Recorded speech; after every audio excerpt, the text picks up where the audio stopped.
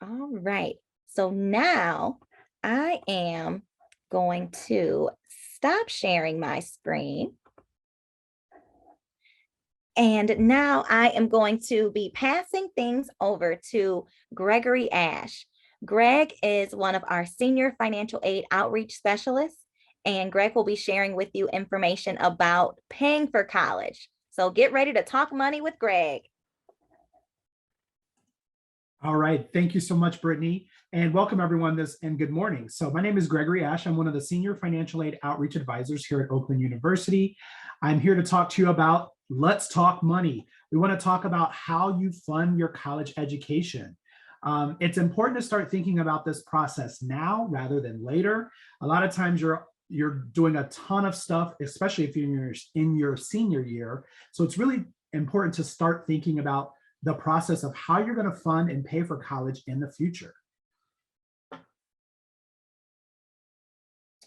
So Brittany did a great job of talking about the different topics about financial aid, as well as the costs that might be associated, what items are considered financial aid, what is tuition, and things like that. So that was a great precursor to kind of going into what these actual costs might look like at a college or university.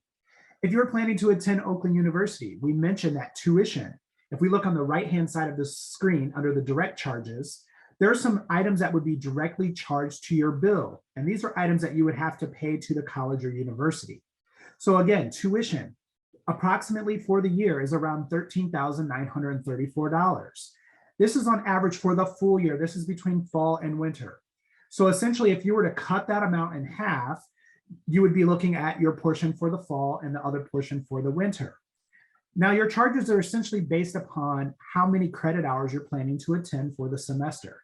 So that amount could be a little bit less if you take maybe 12 credit hours instead of this 16 credit hours. Or if you took 18 or 20 credit hours, it's going to be a lot higher based upon how many credit hours. Again, charges are based upon credit hour rate. So it's 1 credit hour per the rate. So like say if you took 12 credit hours and times that like let me start that again. Say if you were taking 12 credit hours and the rate for those classes was $400, you would do 12 times 400 to figure out what that cost would be for the semester. Now you can also see that the room and board cost is listed here. For those of you that plan to live on campus, room and board stands for your room as well as your meal plan that you'll be using while you're on campus. And so that approximate year cost at Oakland is around $11,192. And these are facts or figures based upon our 21-22 school year. These are for our freshmen, sophomores that are currently living on campus as well as taking classes. Now, if you look on the right-hand side of the screen for the indirect expenses, these are going to be items that are going to be included in the total cost of attendance. The total cost of attendance includes tuition, room, and board, but it also takes into account the indirect expenses, which are items that you'll need to help you make it through your college education. So you'll need books and supplies, potentially off-campus living or home living arrangements if you're living at home. Transportation, as well as miscellaneous expenses. You might need to purchase a computer once you get to college, or you might need other supplies to help you get to and fro campus. You might need to use some of the financial aid that you receive to help purchase a car or something of that sort. What the overall cost of attendance means is that that is the total amount of financial aid that you can receive at the college or university. But your direct charges are the items that you have to actually pay directly to the school. So the items on the left are items that you would be directly paying to Oakland. So if you're only taking classes and you're going to be a commuter student, you would only be paying for tuition. If you're living on campus, then you would pay for room and board. So the estimates of the total cost of attendance referred to is the total cost of attendance. That's all I had to say. Sorry about that. We can go to the next screen. Now, to be eligible for all types of financial aid resources, we do recommend that you complete the free application for federal student aid that is known as the FAFSA. Most financial assistance requires the FAFSA to be on file. This is used to award federal, state, as well as Oakland University financial aid. Don't assume you are not eligible. I have been to several workshops and I'm working with parents and students, and parents will say, well, I we're not going to fill out the FAFSA. We make too much money. But how do you actually know unless you actually complete the FAFSA? The FAFSA does calculate several different items. They look at income, they look at household size, they look at how many people are in college, they look at some assets. Those assets do not include your 401k. So if you don't have any other assets, then that's not going to be calculated. So it's really important to complete the application to see what you actually can qualify for. We do recommend completing or filing early as possible so that you're eligible for the maximum eligibility. There are some funds that are available earlier rather than later. We usually go by date. So we start with the October 1st date when the FAFSA becomes available. We start awarding specific aid items until some of those awards actually run out. So if you filed your FAFSA earlier, you're qualifying for that larger pool of funding. There is a My Student Aid app that you can download on your phone. And this is the actual FAFSA application as well that you can complete on your phone. So that is another great resource for you. And this next slide, I'll just take a brief moment if you want to pull out your phone. If you have an iOS, which is an Apple on the left-hand side, or an Android, you can scan one of the QR codes here to download the FAFSA app on your phone. Now, this makes it more convenient for students and families, especially after your first year, because if the student is living on campus potentially, or maybe parents are working and students are, you're not at home always at the same time, the student can log in to their phone portal, do the FAFSA there, and then the parent can log in and do their section, and then it will combine both parent and student information on that FAFSA. So that is a great resource for you to access. So we'll just leave this screen up for just another moment, and then we'll continue on.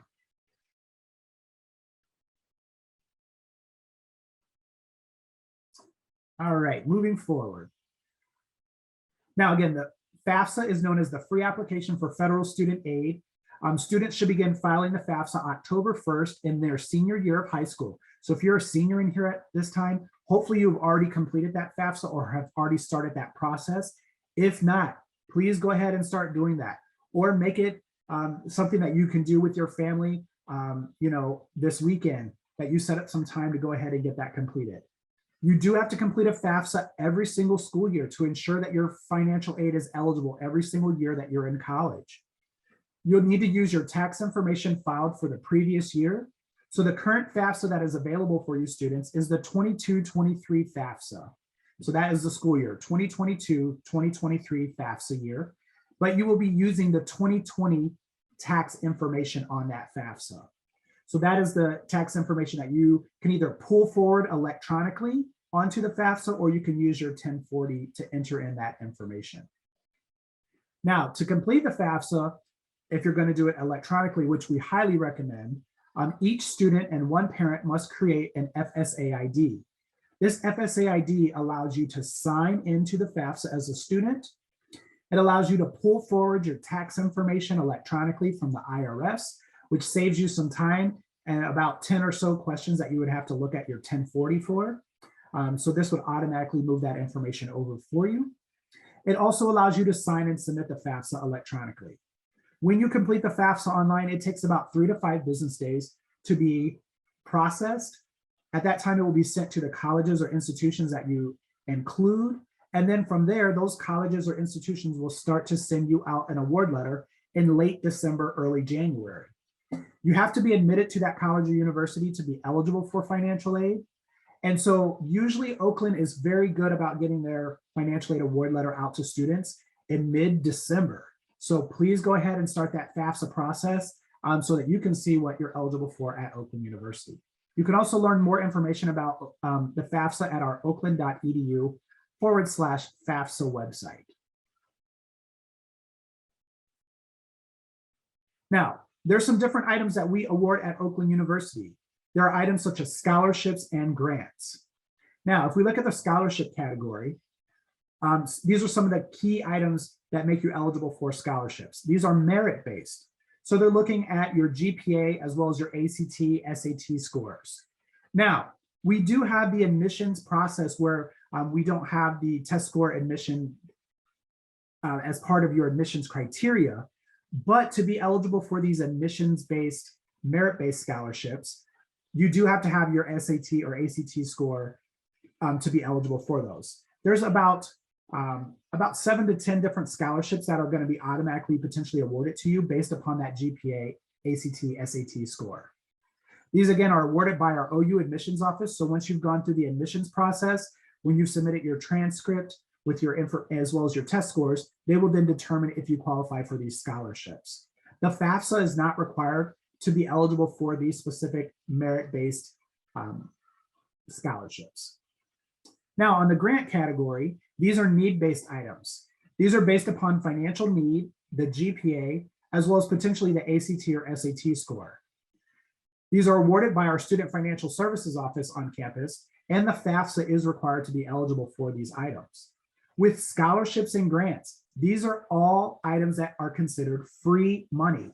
And free money is the best type of money because that is money that you do not have to pay back after you graduate. Free money is the best kind of money. I think everyone would agree here in the room today that that is going to be the best process and best funding for you to help pay for your schooling.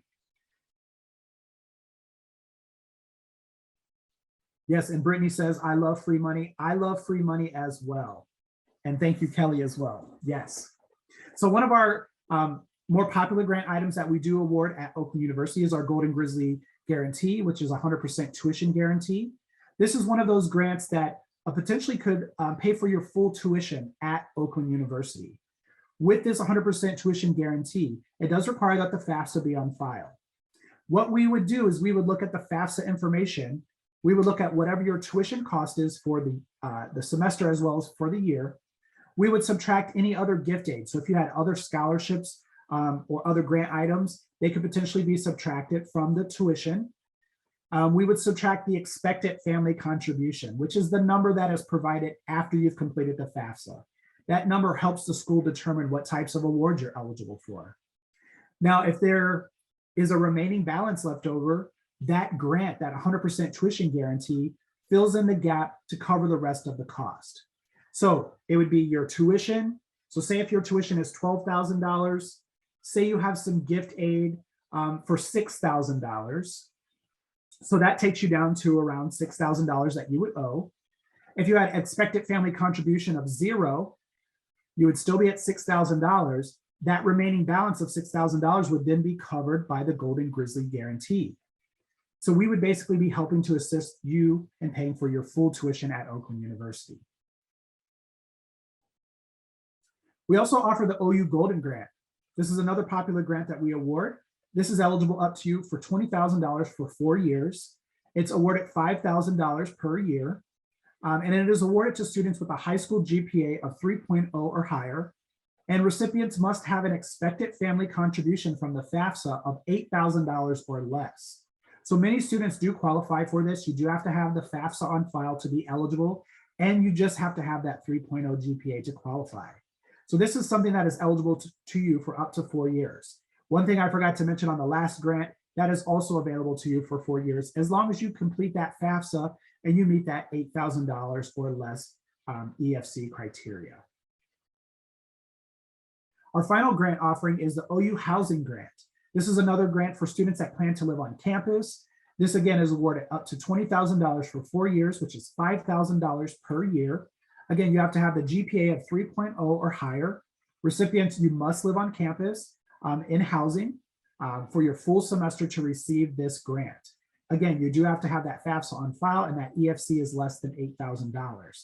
So there are several different types of grants and scholarships that are eligible for students. Another grant item that is available per the FAFSA is the student employment. It is known as work study. Now, work study helps to employ students across campus. So students that might be interested in receiving a job can utilize the work study dollars. OU employs about 1,500 students each year. At least minimum wage is their earning or higher, and they are limited to 25 hours per week.